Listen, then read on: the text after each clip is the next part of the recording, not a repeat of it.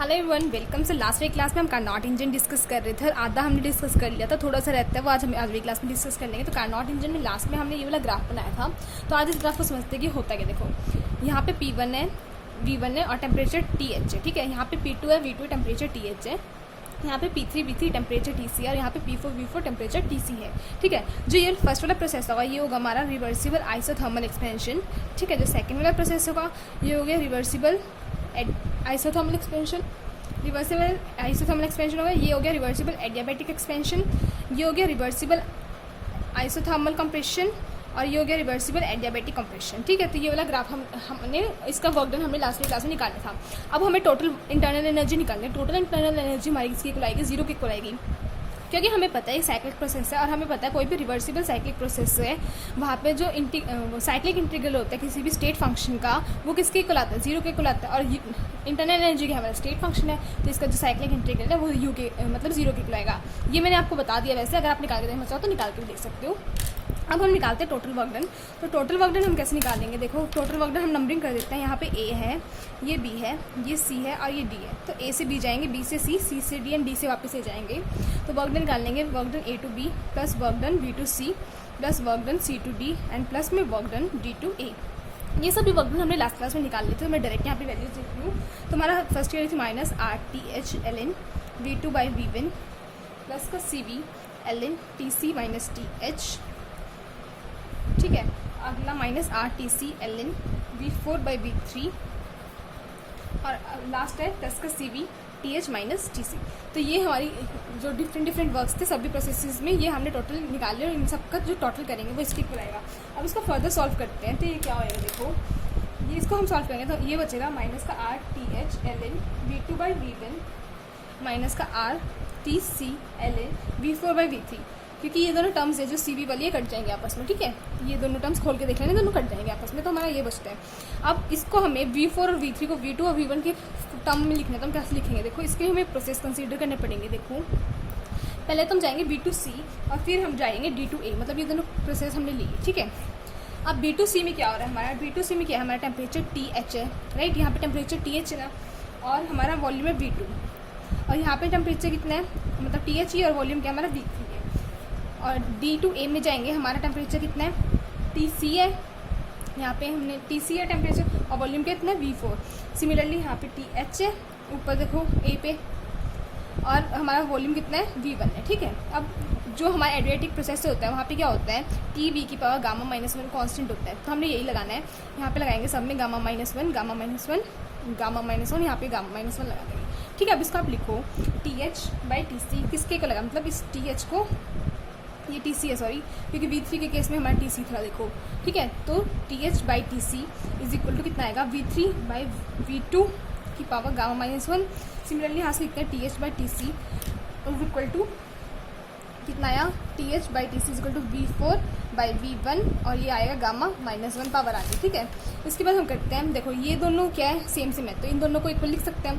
तो हम ऐसे लिखेंगे V3 बाई V2 की power gamma minus 1 is equal to V4 by V1 की पावर गामा माइनस 1। अब गामा माइनस 1 हटा देंगे तो क्या आएगा हमारा, V3 by V2 is equal to V4 by V1। ठीक है, इसको आप याद रखने कैसे कह सकते हो, V1 by V3 is equal to V2 by V4 आ गया, मतलब यहाँ से हमारा ये रिजल्ट है। ठीक है, इसको याद रखने का आप कैसे कर सकते हो, ऑड एक साइड है और इवन एक साइड है। ठीक है, अब आप कैसे करोगे, V4 बाई V3 को चेंज करना में, तो V4 बाई V3 किसके इक्वल आ गया, V1 बाई V2 के इक्वल आ गया। तो हम इस पर वैल्यू पुट करके देखो क्या आएगा, हमारा वर्क डन टोटल आएगा कितना, माइनस का RTH ln V2 by V1, तो ये हमारा है ही।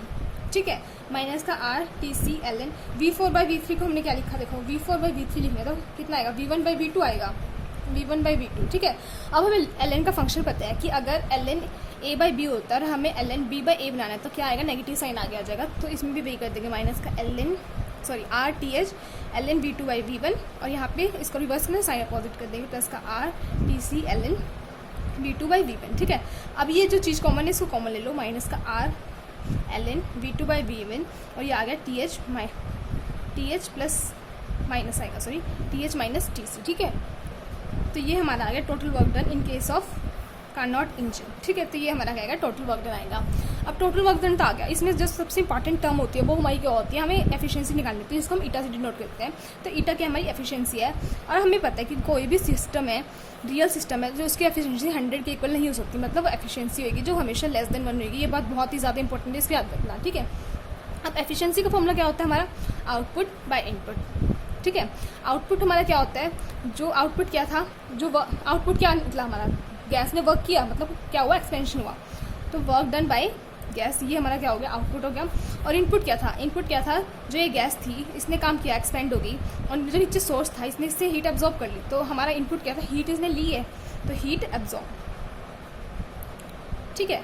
और work done by the gas है, अगर गैस ने वर्क किया है तो डब्ल्यू क्या आएगा, नेगेटिव आएगा, ठीक है, क्योंकि डब्ल्यू क्या होता है, माइनस का पी डी वी, और फिर पी माइनस का और V2 माइनस V1, एक्सपेंड किया तो V2 ज़्यादा हो जाएगा, V2 should be greater than V1, और W किस निकल आ जाएगा, माइनस का P, और ये अंदर टर्म पॉजिटिव हो गई और बाहर नेगेटिव आ गया, तो वर्क डन क्या आएगा, नेगेटिव आएगा, इसलिए हमने क्या आएगा, एक्सपेंशन केस में negative, right, by heat absorb मतलब Q1, ठीक है। अब इसके अंदर हम दोनों की वैल्यूज रख देंगे, जो हमारा वर्क डन टोटल निकला है वो वैल्यू रखेंगे, माइनस का R ln V2 by V1 और TH माइनस TC, और डिवाइड में Q की वैल्यू रखें। Q1 की वैल्यू क्या आई थी, देखो मैंने आपको बताई थी, जो फर्स्ट वाला केस था आइसोथर्मल रिवर्सिबल एक्सपेंशन वाला केस, जो ये वाला केस था, इसमें del U is equal to Q plus W होता है, तो डेल U यहाँ पे 0 हो गया, तो Q की वैल्यू कितनी आई थी, माइनस का W1, ठीक है। तो W1 की जो वैल्यू होगी वही किसकी वैल्यू होगी, हमारी Q1 की वैल्यू होगी, तो यहाँ पे हम रख देते हैं क्या वैल्यू होगी, माइनस का माइनस का साइन तो हमने किस लिए लगाया, W is equal to minus का W is equal to Q1 था, तो एक माइनस था इसलिए, और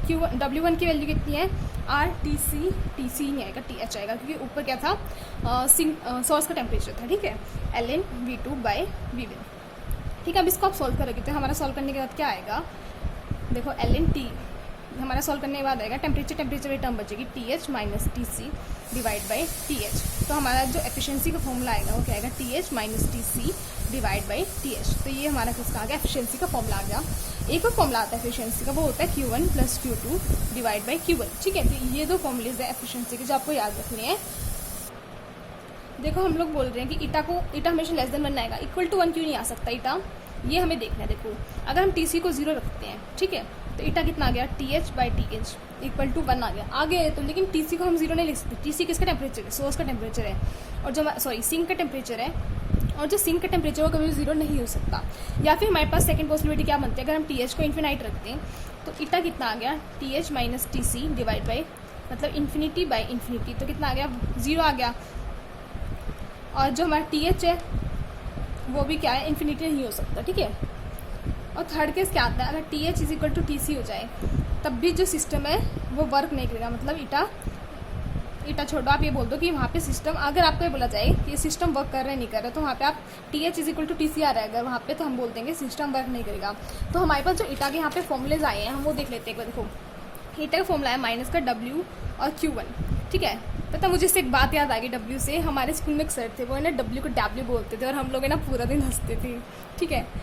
सो टॉपिक पे आते हैं, माइनस का W बाई Q1, तो क्या आएगा, TH minus TC divide by TH is equal to Q1 plus Q2 by Q1। तो ये फॉर्मूला है ईटा का, मतलब एफिशिएंसी का, जो आपको याद रखना है। तो यहाँ से हम क्या बोल सकते हैं, TH बाई TC TH और Q1 plus Q2 divide by Q1 बोल सकते हैं, राइट।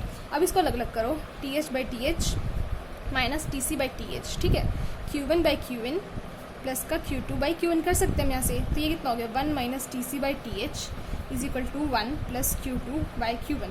अब इस 1 को इस साइड ले आओ तो 0 हो जाएगा, ये तो 1 माइनस 1 0 हो गया, तो माइनस का TC अपॉन TH आ गया, Q2 बाई Q1 के इक्वल आ गया। तो इस TC बाई TH को इस साइड ले जाओ तो Q2 बाई Q1 प्लस का TC अपॉन TH आ गया, किसके इक्वल, 0 के इक्वल। तो ये वाला फॉर्मूला भी जो आपको याद रखना है। तो ये था हमारा क्या, कार्नोट इंजन, बहुत ही सिंपल है और कुछ भी नहीं है इसमें अंदर, बस ये चीज़ें आपको याद रखनी है। और ये जो फॉर्मूलाज है, क्योंकि डायरेक्टली फॉर्मूला बेस्ड क्वेश्चन आते हैं, एक तो आपको वर्क की वैल्यूज याद रखनी है कि हमारे किस किस केस में क्या क्या वर्क आया, टोटल वर्क देख लेना बस, और इसका ग्राफ देख लेना बस, इतना सफिशिएंट होगा हमारा Carnot engine. And if you like the video please subscribe to my channel. Thank you so much for watching.